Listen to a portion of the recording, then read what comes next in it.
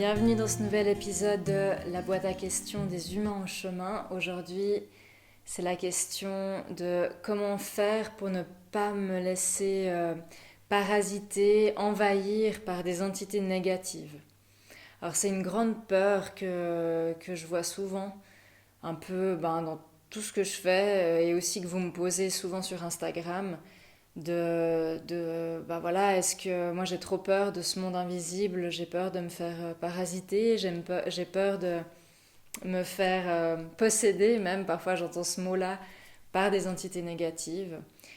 Ce qu'il faut comprendre, c'est que plus vous allez vous connecter à la vie, au divin, à la source, à la lumière qui est en vous, qui est unique, qui est toute puissance, qui est votre véritable soi, et plus vous avez une protection qui est naturelle. Parce que dans ce rayonnement d'amour, il y a sincèrement et vraiment rien qui peut vous atteindre. Parce que ces entités négatives, si elles sont présentes, fuient ce qui est lumière. Elles fuient ce qui est amour, parce qu'elles ont fait certains choix d'être dans certains états.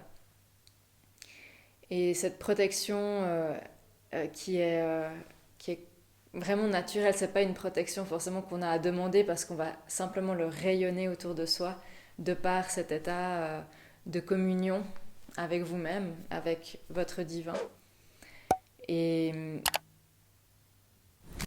cette communion va amener de la conscience, va amener du sacré, va amener une compréhension intérieure qui va naturellement vous faire cultiver un état de neutralité en vous. Ça va cultiver un état de maîtrise à l'intérieur de vous, de maîtrise de votre personnalité, de maîtrise de vos pensées, de maîtrise donc de votre mental, de vos émotions.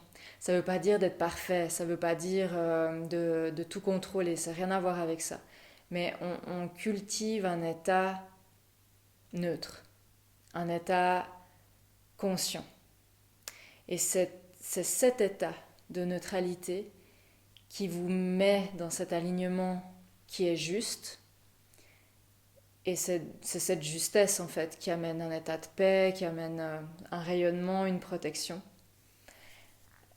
Là où si on se fait prendre dans le tourbillon de nos pensées, de nos émotions, mais de façon vraiment profonde, de façon où il y a beaucoup de souffrance, où c'est très difficile, alors c'est possible qu'on va avoir des pensées qui sont pas très élevées, qui vont être dans une vibration qui est basse, dans le sens, quand je dis basse vibration, c'est-à-dire qui n'est pas dans l'amour.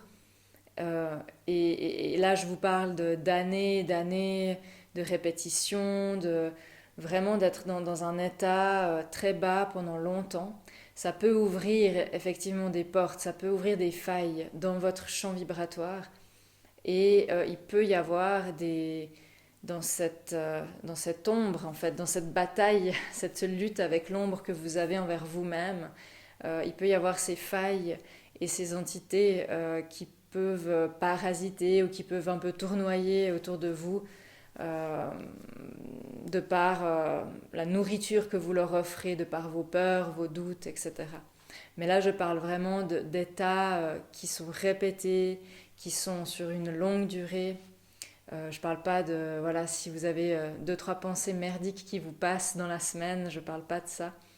Mais si on ne cultive absolument pas du tout, qu'on laisse à la dérive en fait notre jardin intérieur, que il va y avoir des mauvaises herbes, il va y avoir peut-être de la pourriture, il va y avoir des rongeurs, des insectes qui vont venir détruire votre jardin parce que vous ne vous en occupez pas du tout.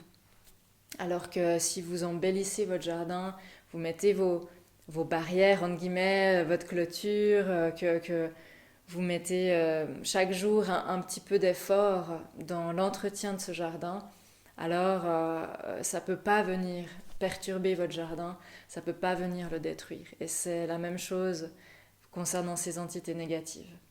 J'espère que ça vous aura amené un peu plus d'éclairage là-dessus et vraiment cultiver cette confiance en la vie, cultiver cette lumière en vous, parce que c'est la réponse à tout et c'est dans cet amour que vous êtes sincèrement protégé. Voilà, je vous souhaite une belle journée et puis à bientôt.